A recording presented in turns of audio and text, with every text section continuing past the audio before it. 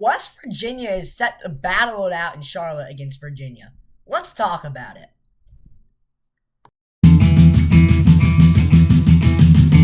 We got a lot of grit. We got a lot of hard-working people. Don't ever quit. Don't ever quit. West Virginia Mountaineers, don't ever quit. God bless the Mountaineers, and God bless West Virginia.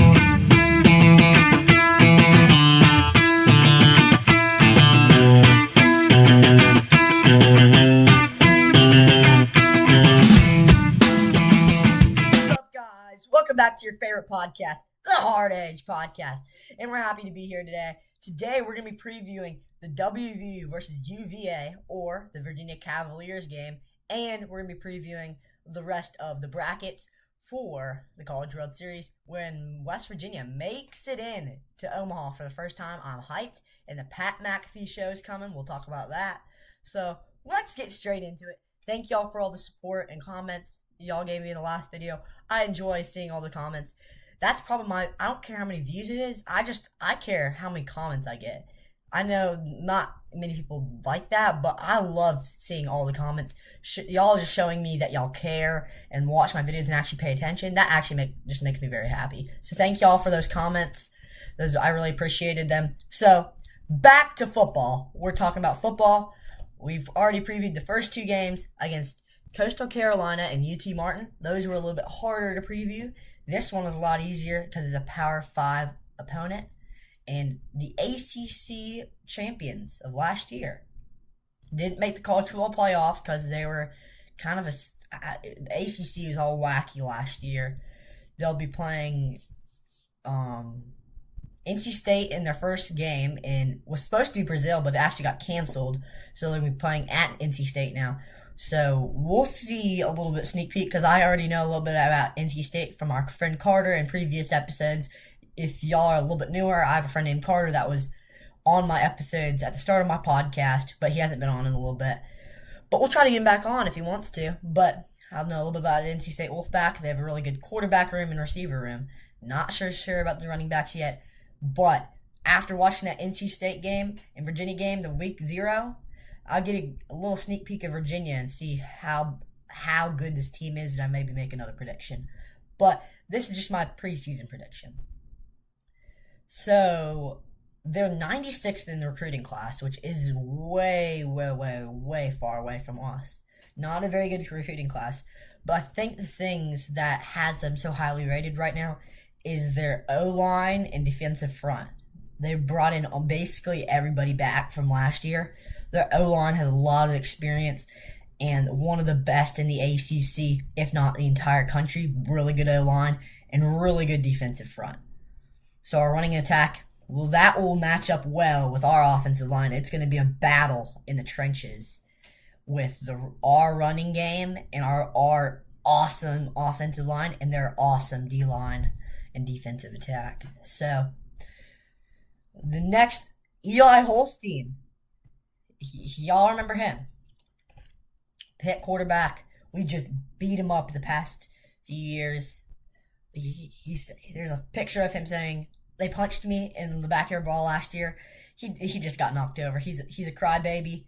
They probably need a different quarterback. He's a good thrower, but he's a little bit crybaby. He's not the best runner either. He's a little bit of a sack of potatoes. But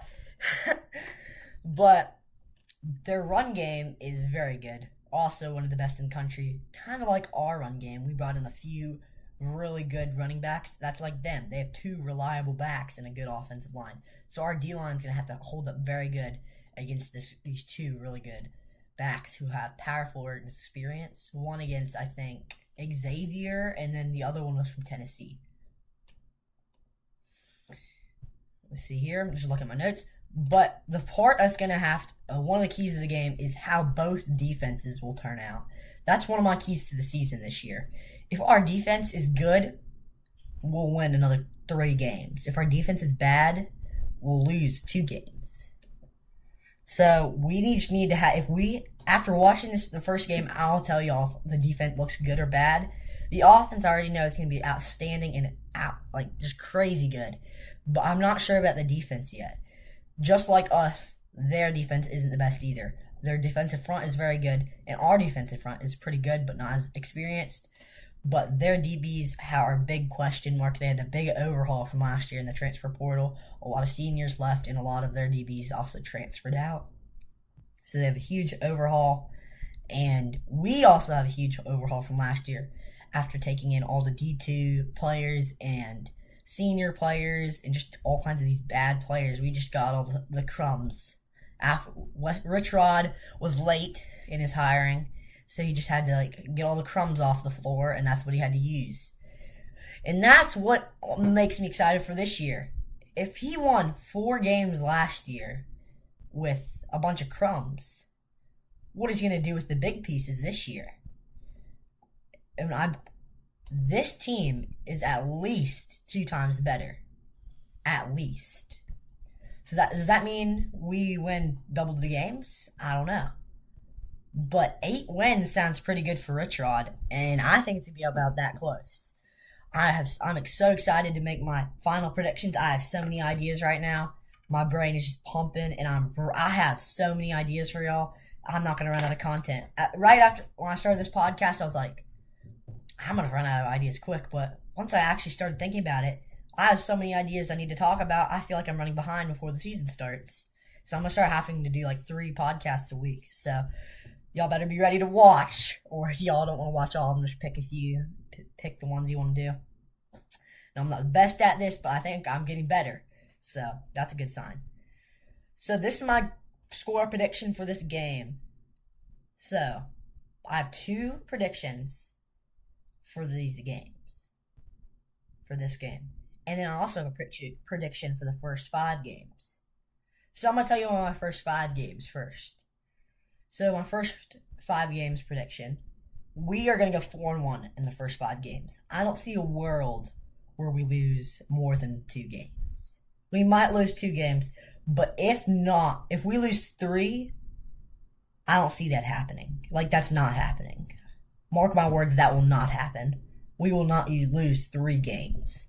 We'll either be 4-1 or 3-2. Most likely 4-1. It's actually a coin flip, depending on the defense. If the defense is bad, 3-2. Defense good, 4-1. Even okay, 4-1. If the defense is okay, we'll be 4-1. But if it's atrocious, like it was in the last year of Neil Brown's era, it'll go 3-2, definitely. If not worse, if our defense is really bad. Because this offense is really, really good. I'm more of a guy on offense. I don't study the defense as much, but I've studied this offense, and it's going to be outstanding. Best we've had in at least 10 years. It's going to be top 25 offense, most rushing yards, it's going to be most passing yards and most rushing yards in the last 5 years. Mark my words. So here's my 2 score predictions. First one, if the defense is bad or just not the best, 29-24, Virginia wins. If the secondary and D-line won't show up. But if the defense is good, this is what's going to happen. 32-29, West Virginia wins off game-winning field goal. In Charlotte, I'll be at that game. That would be electric. I just feel like that's a good score. I feel like we would do around 30 points, if not more. We'll definitely win more than 3, if not just 3, depending on how this offense looks and which the quarterback. If Scotty Fox, maybe not. If it's Scotty Fox at quarterback, it might be less points but less turnovers. If it's Michael Hawkins, probably more points and more turnovers because he's more risky and flashy. So this is going to be a little bit of a shorter episode. I know that I say that every episode, and it turns out being a long episode, but I feel like this one's going to actually be a little bit shorter. So, previewing the WVU game against Troy. I already did that, but I'm just going to give y'all a few keys to the game and just a little bit of insight on what I think to this College World Series this year. First time in Omaha. And it won't be last. We're going back. Steve Sabins just got reported that he will be back. Not leaving for South Carolina. Those SEC people just trying to steal our coach. Go find your own. We're keeping our coach. And Ren Baker is throwing in the bag to help. I bet you he's going to upgrade the facilities, and he's going to give Steve Sabins a big fat paycheck. So our coach is not leaving. Okay, so this is I know how I made a UCLA prediction, and it turned out to be right. UCLA, I said if UCLA loses, we will go to the World Series, and that prediction turned out to be true. Here's another prediction. Will this happen? I don't know. I'm 1-for-1 right now. If North Carolina loses in an upset, North Carolina, I don't know who they play. I think it's Georgia. But if they lose, we're winning the Natty. If they lose, that is the only team I'm scared about. I feel like if we play any other team in this tournament, we could steamroll them. Any other team. Maybe Georgia. But any other team, we could steamroll. I feel like this team is the most consistent in college baseball, has one of the most electrifying offenses, and one of the best pitching rooms in the country. They don't throw the fastest, but they throw the most accurate. They have been very consistent in all parts of the game. The only parts that I need them to do better in is these. They need to be no more errors. No more errors trying to throw from second to third or first to second. We can't be doing that. We need second and third base. We need second and third base to play more just consistent, and they need to be more accurate with their throws. It's those two positions that have cost us a few games. Second and third. They're always throwing wild throws. They need to take their time, but they don't need to pump fake or try to act cool. They just need to throw it and trust their gut.